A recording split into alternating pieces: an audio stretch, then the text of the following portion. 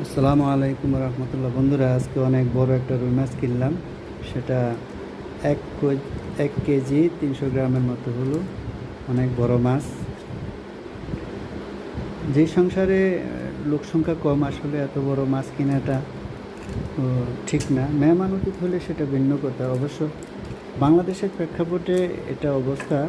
আমরা বড় বড় মাছ কিনি, আমরা ফ্রিজে রেখে দেই, কিছু খাই কিছু রাখি। মেহমান আসলে সেটা তো ভিন্ন কথা, কিংবা পরিবারের সদস্য বেশি হলে সেটা ভিন্ন কথা। আমি অবশ্য ইন্ডিয়াতে থাকলে এত বড় মাছ কিনতাম না। দেখুন কত বড় টুকরা। হ্যাঁ, ইন্ডিয়াতে থাকলে এত বড় মাছ কিনতাম না। হয়তো আমার যতটুকু পছন্দ বা যতটুকু প্রয়োজন আমি এক টুকরা দুই টুকরা ওভাবে কিনতাম। বাংলাদেশের প্রেক্ষাপটটা একটু ভিন্ন। অনেক বড় টুকরা দেখতে পাচ্ছেন। সব মাছ তো আমি একদিন খাবো না, বা পরিবারের সদস্য কম হলে একদিন খাওয়া হতো না। দেখুন না, মাছটা সেরকম আমার খুব পছন্দ। মাত্র 300 টাকা কেজি। হ্যাঁ, অসাধারণ। মাছটা আমি ভালো করে ধুইলাম কয়েকবারই। দেখুন, এই যে একটা আছে, সেটা হলো কি পেডি। বড় মাছের পেডি মজাই আলাদা। আমরা দেখতাম আগে যে মায়েরা বোনেরা খুব সুন্দরভাবে ধুয়ে পরিষ্কার করে তেলে ভাজলে অনেক মজা হয় এটা। তো আমি অবশ্য মাছ কাটতে পারি না, তবুও আমি চেষ্টা করলাম নিজে নিজে কাটার জন্য। দেখুন, খুব পাতলা করে কাটছি।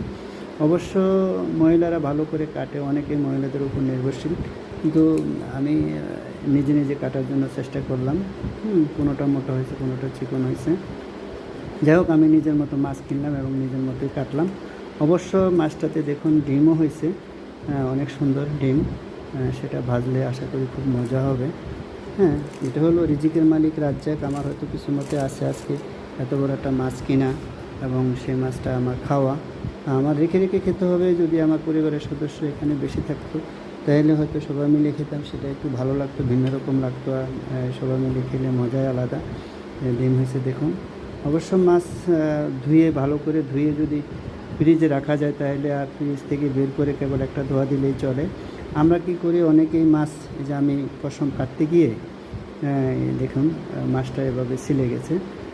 আমি আনএক্সপার্ট হওয়ার কারণে। এক্সপার্ট হলে অবশ্যই এটা হতো না। ফ্রিজ থেকে বের করে জাস্ট ধুইলেই সেটা অনেক ভালো হতো, ভালো হয়। কিন্তু আমরা কি করি, মাছ না কেটে হ্যাঁ তারপরে এভাবে রেখে দিই মাছটা। তারপর আবার ফ্রিজ থেকে বের করে সেটা পাথরটা গলবে, তারপরে সেটা কাটবে, পরিষ্কার করা হবে। সেটা অবশ্য ঝামেলা এবং মাছটার টেম্পারও অনেক কমে যায়, স্বাদও কমে যায়।